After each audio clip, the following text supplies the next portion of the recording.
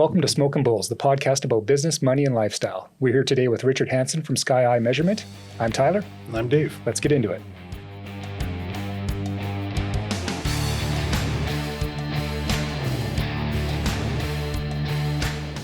Well, thanks, Richard, very much for joining us today. We appreciate you coming down. Hey, thanks, guys. I appreciate being here. You know what? It's the first time I wore a white shirt in 15 months. And I have my llama socks, right? Llama socks. Llama socks. Wow. Yeah, we can't see lucky on llama Your socks. interview socks. I've got ones that have, what are those? It looks like a martini Glasses. Oh, with an yeah. olive in it. You're ready for this this podcast. Yeah, except I like we got rum on the table, so I don't know. It's good. I like it. It's nice. So one of the things that we usually do to get our podcast rolling before we talk more about our business conversation is to just chat with you about maybe something that nobody knows about you. I don't know if there's anybody that knows everything, but maybe there's something you, Dave and I don't know about you that you'd like to share with us. Well, there's I'm pretty much an open book, but there's a few things people don't know about me. I do have an interesting story, and of course, my wife and friends know about it, and get teased on it a fair bit, but it's a story about a llama. There's the socks. There's the socks. Okay. There's the socks, yeah. I actually got them for Christmas this year. This probably happened more than 20 years ago when we still lived in Sylvan Lake. We just bought an acreage, and I was driving by a farmer's field, and I see a nice little Fordson tractor for sale. Had a front end loader, a 3-point hitch, and I'm thinking, man, that would be really, really nice for the acreage. I better take a look at it, and it's like $3,500, right? Little sign on it. So I go up, and I'm looking, and I'm like, it's got a fence, and there's no gate because, again, it's right in front of the road. So I look, and I see a little miniature horse in the field. And I'm like, oh, there's nothing in here. And I jumped the fence, and it's about it's probably 5 feet high, and it's got the barbed wire nice and tight, right? So I kind of work my way over it, get over the fence, and I actually have my book with me because I'm going to write all the data down from the tractor, the serial number, model, make, year, that sort of things, just so I can do my own digging research on it. And as I'm writing, I'm right focused into what I'm doing with this tractor, right? And next thing you know, you hear this, I hear this breathing. You know when you know somebody's kind of watching you? Yeah. And I'm like, what the hell would that be? I literally turn, and it's a llama head, like honestly, a foot away. Like he's right in my face. Yeah. Scared the living daylights out of me. And then he starts hissing and spitting. Oh, really? Oh, yeah. And it's like that flight or fight scenario. Yeah. Like, what do? Do I try to scare it off? Because I grew up on a farm. I've been around cattle, horses my whole life, right? Sounds like a Schwarzenegger moment. Oh, yeah. Punch the camel, didn't he? I was like, in that split second, I'm like, should I try to scare it? And then the thing reared up, and he started to come down on me. Oh, yeah, like it was full-on attack. This thing was ferocious, and I was half a second ahead of you the whole time. You were going to think about what to do. I scrambled to the fence, jumped the fence and I don't even know how I got over the fence. I cut my hand a little bit on the fence. Yeah. My heart's pounded, right? And this thing's at the fence, and then I'm like, can you get through the fence? Like, I better get to my truck, right? So, of course, my book's still back there because everything just dropped, right? I was gone, and call the number on the sign. I did the next day, but ever since then, I'm not fond of llamas whatsoever. I guess not. So what'd the guy say about the llama? It's this killer Patches. llama? Oh, Patches is sweet. She's nice. Don't worry. She's just really protective of the tractor. No, of the little miniature horses. Oh. So she would. So there was miniature horses. I thought maybe the llama was the miniature horse. No, there's miniature horses, and he had some stuff, and the llama protected the other animals, right? So too bad there wasn't video of that. You know that YouTube video that went around where it showed the guy fighting the kangaroo. Did you ever see that one? Yes. It's gonna be Richard fighting. There was a reason why the tractor was outside the fence. It was funny. I think he was setting it up as a trap. That's right. No, it was. So it was one of those moments. It was funnier than heck when I look back, and I told Jen, and she laughed her head off. And did you get the tractor? I never did buy the tractor. No, I looked at it. But yeah, that's that story. Not a lot of people, and I don't talk about the llamas too much. Well, now people don't know that you got beat up by a llama. No, exactly. Got the run put on you. Now everybody will know. Well, our 7 subscribers will know. Right, there you go. Or whatever. I just signed up. It must be 8. Oh, so it's getting bigger by the day. It's like compounding. Yeah.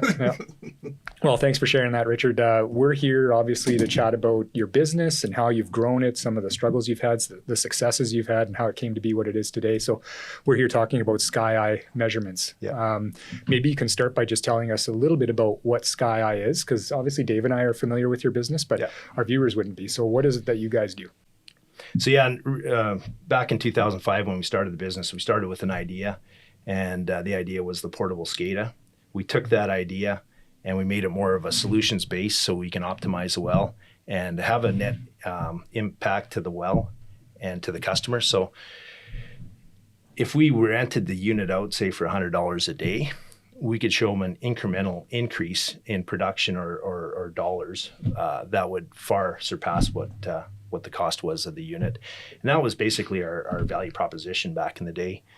From there, we took those units and we slowly built them up within industry, and we got them to more of a sophisticated metering and transfer type solution. And then the business really took off in about 2011. So I'll kind of talk about the economic downturns kind of later on, but it was we went through the 08 and 09 economic downturn, and that was a transitional point in the business because it forced us to find opportunity and do things that we weren't doing before. So with that, we got our little SCADA units weren't so popular anymore. So we made them bigger, better, and we started selling our equipment instead of renting it. Yeah. So they could rent it. And I used to use the expression, you could try it before you buy it. So somebody could get it on their well site for a day or two, or even months and weeks or months, right? Try it, say, hey, this works. And then they say, yes, Richard, here's a PO, I want to buy it. So then we'd build it and sell it. And that's what really transitioned the company into where we are today, building and selling units. So we just evolved with the industry and basically evolved with our clients' needs. So as the clients that we'd work for certain metering equipment, they'd say, hey, can you do this? And we'd say, sure, let's try it. Whether we could or not, we'd always take a try at it, right? Take a go, yeah. And you learn along the way, and we've had some really good clients, and that's kind of how the business evolved. And then in the 2015-16 downturn, we were slow, nothing was happening, and that was the real push into the refined fuels market. Because again, previous to that, we were mostly upstream oil and gas. So this was a transition down to more of the midstream and downstream. So to answer your question, there was other people in that space, but we entered it with some of our clients. We learned it well. We quickly became experts, and it worked well for us. We got into LPG units, and one of the differences that what we did when I say learned it well is we took typically what was out there for how they would transfer propane, say from a truck to a rail car. And we added a level of automation to it. So we added safety controls and automation. So with that, it basically takes out human error. So we'd have all the ESDs. We have a touchscreen HMI, which is a human machine interface. So basically, just like your iPhone, we have a touchscreen. You can go on there and say, here, start the equipment.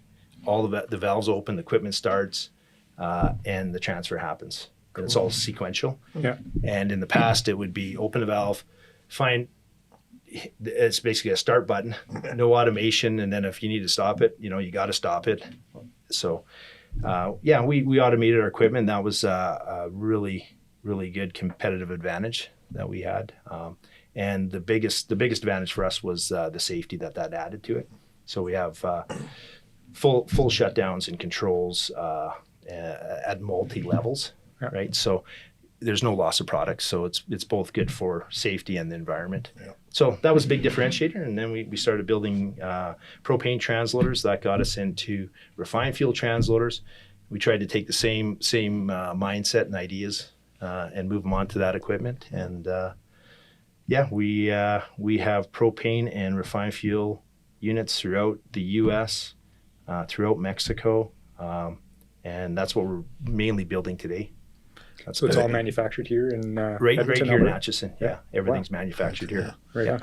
I do remember one of the first times we talked, just trying to get not being in the oil and gas industry, just get my head around what it really was, like in your industry, a transloader is a transloader. And I mean, most people could at least, just from the word, get some sense of what it was. But I thought what was fascinating to me at the time was kind of the math that can be done to sell your product. And it wasn't necessarily sometimes just how good the machines that you were building were. It was the fact that, well, you can drag this thing behind a pickup truck, go find a rail spur that's 200 miles away from the next place you could really offload something. All of a sudden you're offloading 200 miles closer to where all these trucks are going in, on a regular rotation. And you just go, you got 14 fuel trucks that you're bringing to your mine all the time.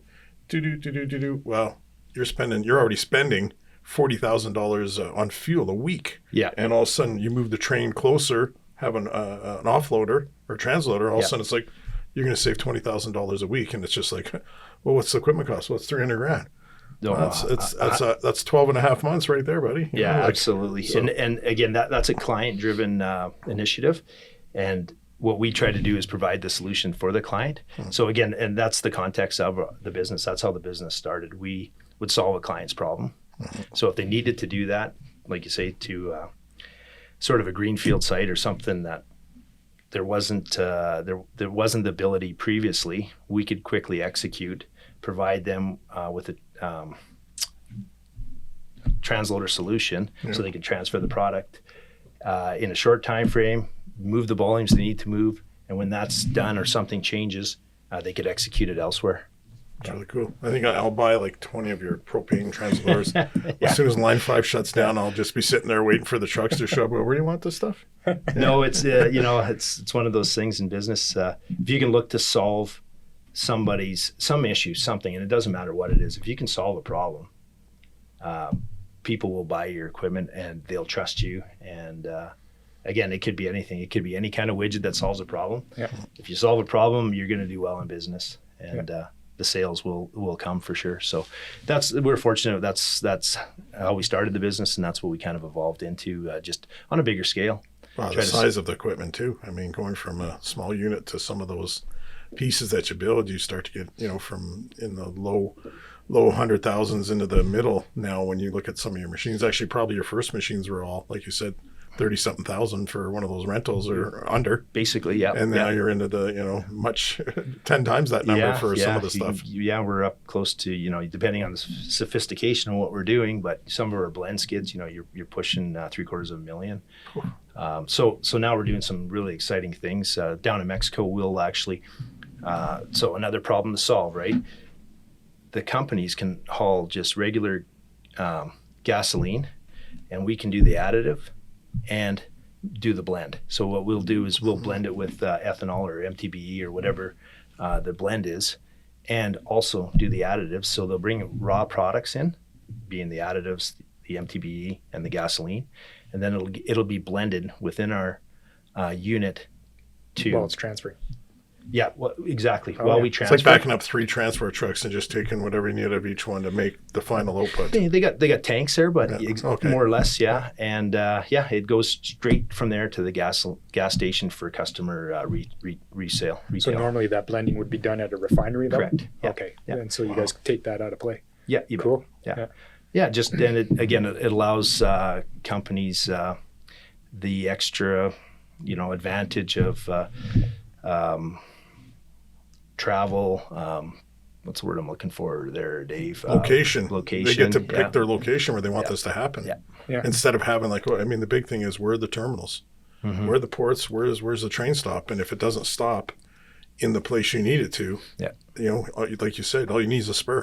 Yeah. And the right to unload off of that spur. Obviously that's a big one. So exactly. And with our company, we'll set it up, and we'll help the company with training on our equipment, right? So, right.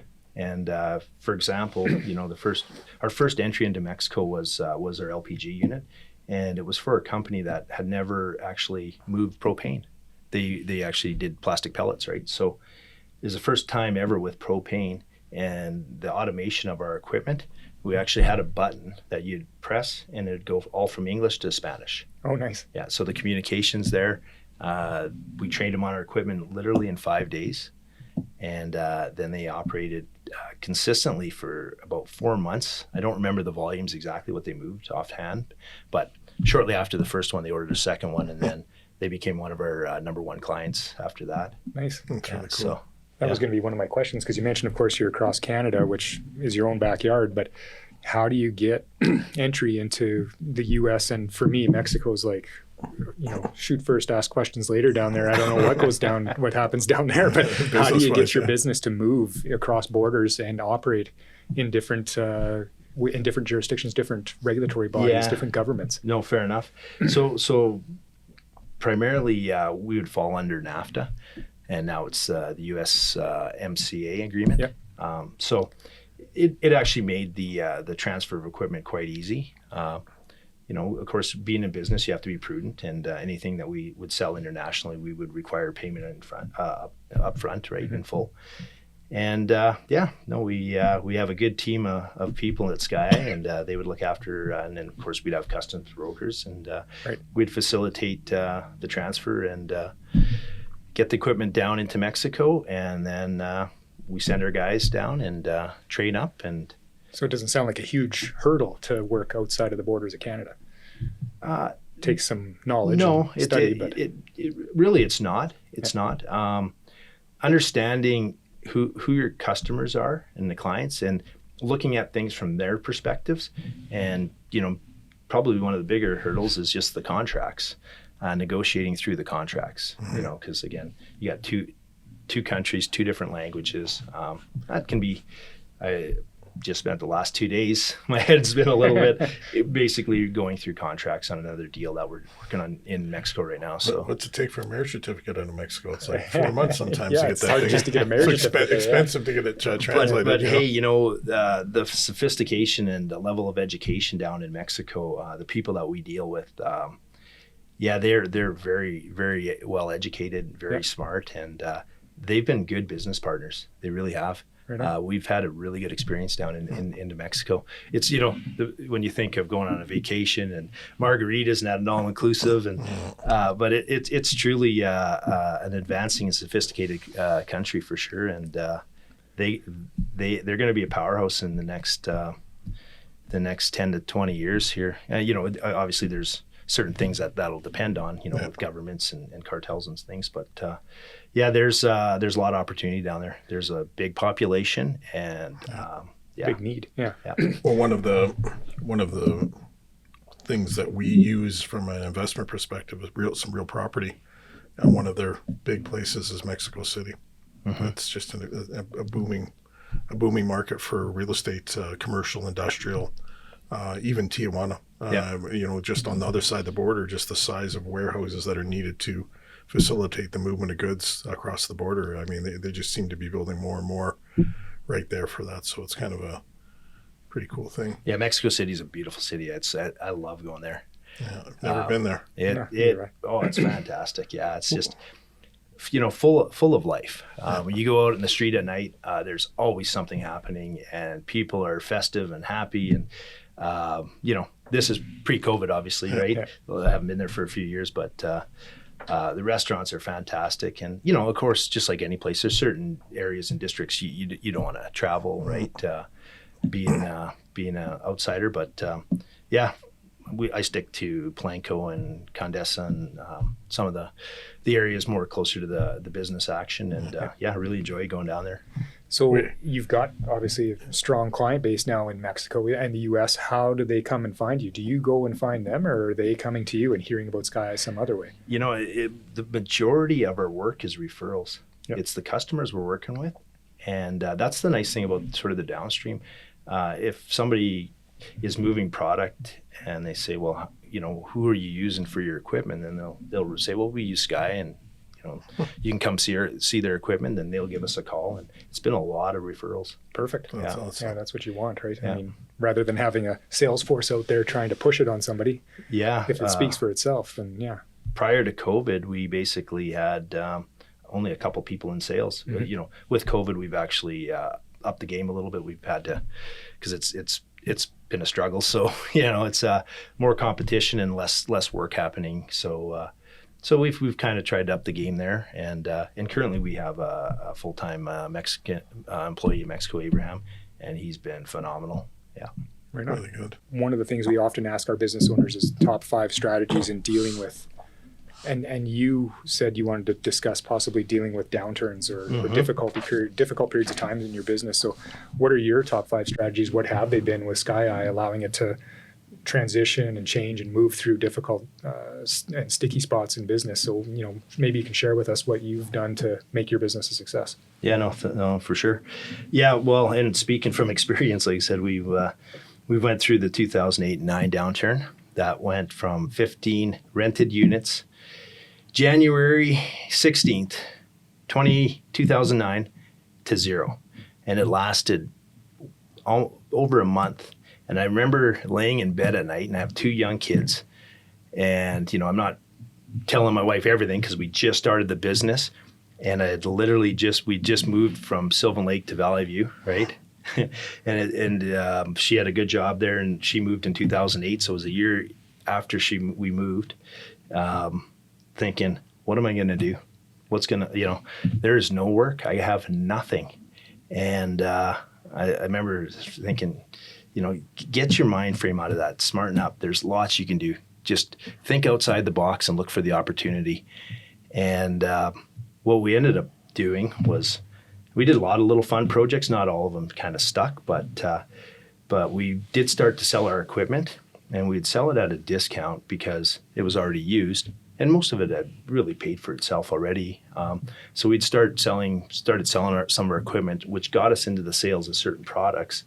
And that, when I said earlier, that was a kind of a transitional point in our business. That took us from being a primarily rental company to a rental sales company. And the reason I didn't want to do that prior to the downturn was, and I'd been asked many times, they'd rent equipment and say, well, we want to buy it. I'm like, no, this is my proprietary equipment. I don't want to sell it because then it's going to hurt my rental market. But it actually had the exact opposite effect.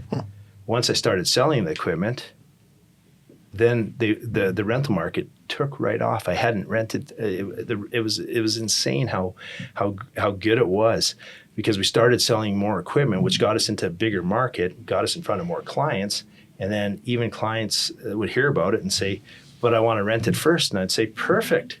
And that's the try before you buy, right? Rent it, and it worked really well for us. So that was the transition point, and that's really what got us out of the 2009. It slowly improved in 2010, and then 11 we were off to the races with our equipment. And again, just like anything in life and in business, just when you think it's going great, it's like you get a slap in the face. It's just like, so 2014, we literally just built a 12,000 square foot shop in Atchison, and we were on South Side here. We moved from South Side Edmonton, built a 12,000 square foot shop in Atchison. Moving in, we were up to 20 employees. Life couldn't be better. We're hitting the highest revenue and earnings within the business we've ever seen. And I remember I had a little epiphany there when I was driving out, and all the buildings were going up in Atchison, and I said, what's really driving this? You know, man, a lot is relying on the price of crude oil right now.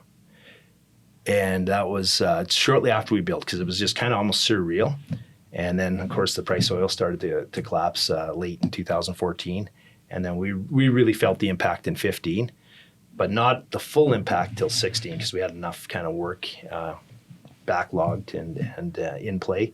So 16 was like, holy smokes, what are we going to do now, right?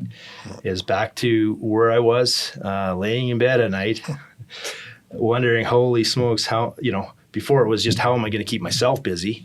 Now it's how am I going to keep 20 people busy, yeah. Right? But same thing, you know, I have a strong team, and we are just starting to get into the refined fuels and the propane and isooctane units, and we put a little bit more focus on building those units and finding out who needs to buy them, and kind of really push the market there. And one of our big relief points, and I remember this, it was spring of 16. We got an order for 2 from an existing client down into Brownsville, Texas, to move propane. And that was our first entry into the U.S. market. And then from there, it was the next year we did the similar, same unit, an LPG unit down into Monterrey, Mexico.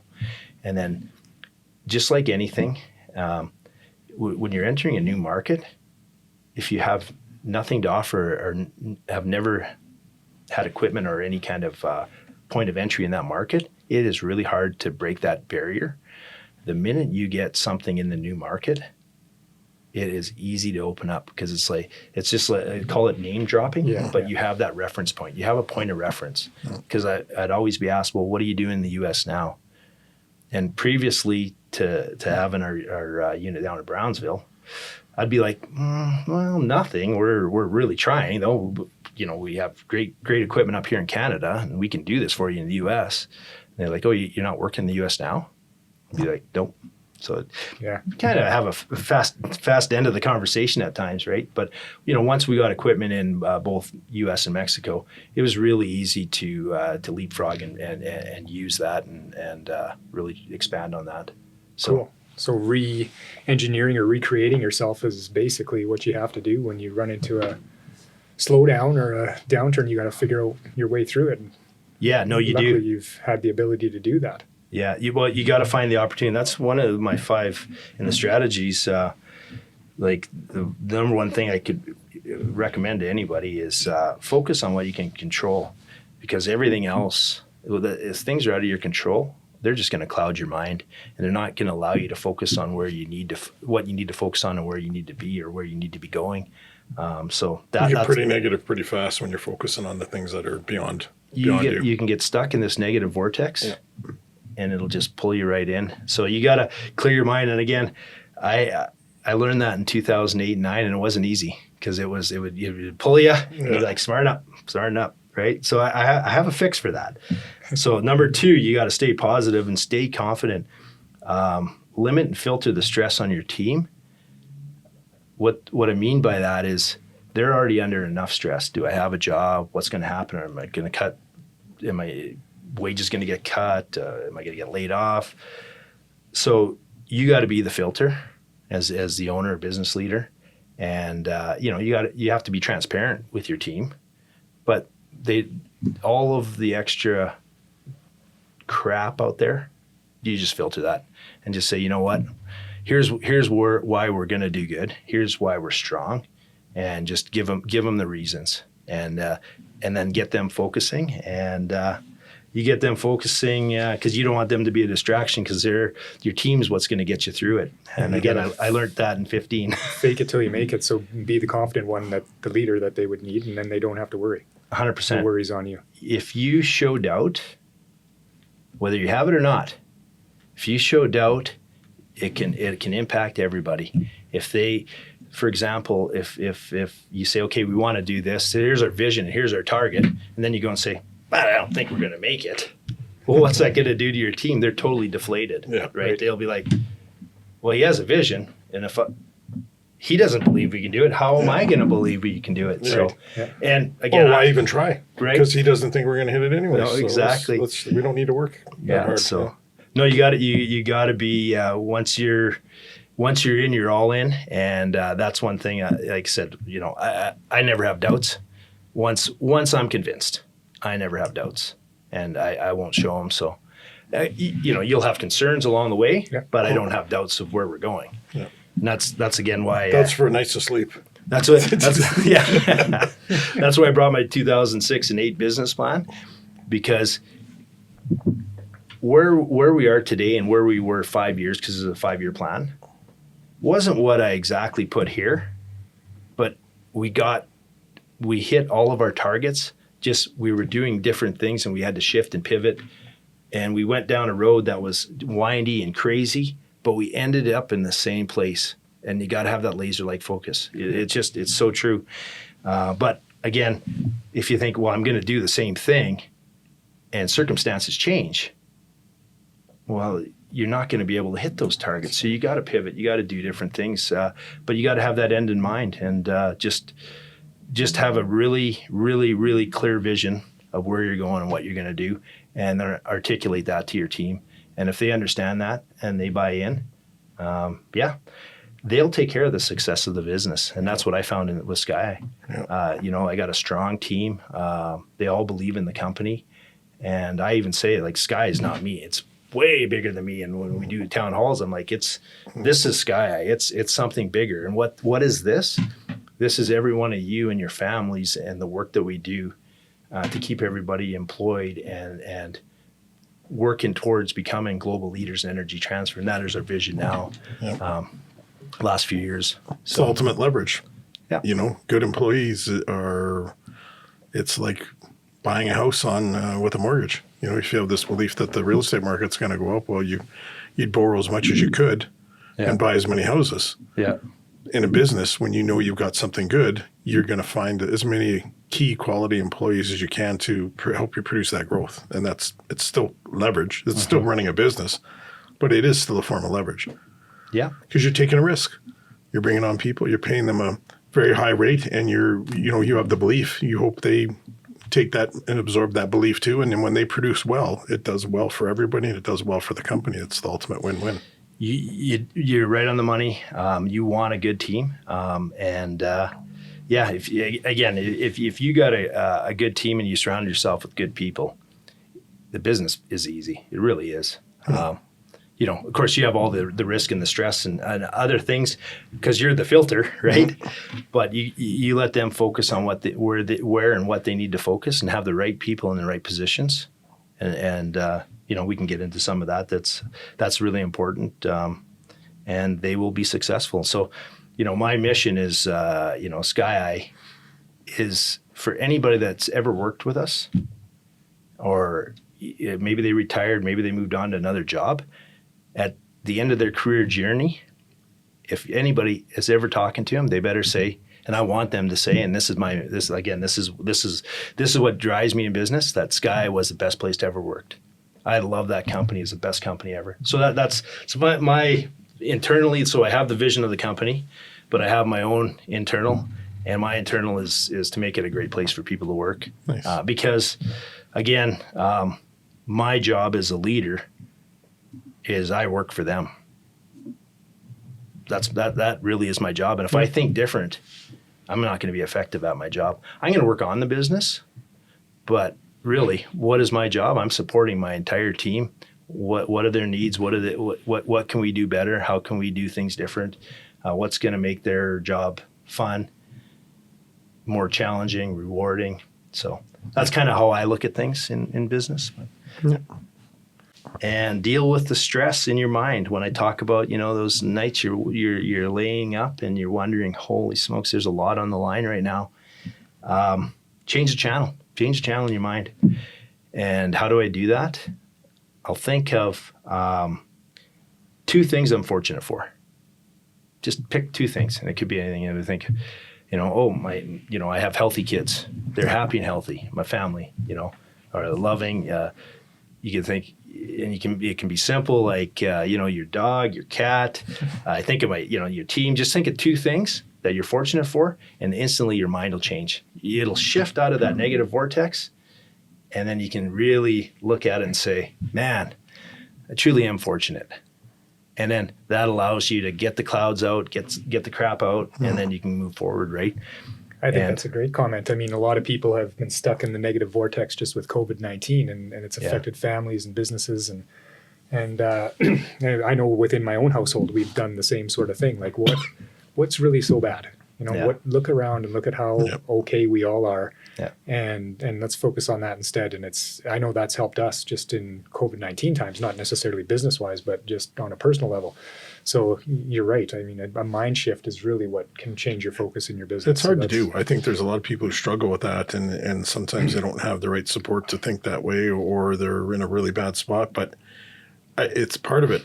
To me, is just society today. It's almost like being negative is some kind of an acceptance that the world is not great, and lots of people are being wronged, I guess, in a way. And I don't see it that way at all. I think there's an opportunity. Yeah. But that's, like you said, it's just a little bit of a switch of a mindset. And I'm not saying that everybody's just a negative Nancy out there or whatever they call them. Mm-hmm. It's truly that sometimes we all find ourselves caught in that little bit of a negative downspin, and then something's got to give. And I think, your comment, just get it simple. Get down to two things that are just the base of everything that you are and what makes you, get up and get rolling and start from that point again. And I think some people, it takes a lot longer to spin down to get to that. Yeah. And I think the sooner you can employ that, the faster you're going to come out of it. Because, I think it's one of the things we learned getting into the business we're in the money business. You're really truly self-employed. You might work for these companies, but if you don't do very well, you're not working for them anymore. And it's very quick. And, it happens pretty quickly. I think I've said that. But I remember one of my original managers, and it was hard to convince me how to get better. I had my own mindset, and I thought everything would come easy to me. And, it took me quite a few years of it not coming easy to finally decide I had to do something about it. Yeah.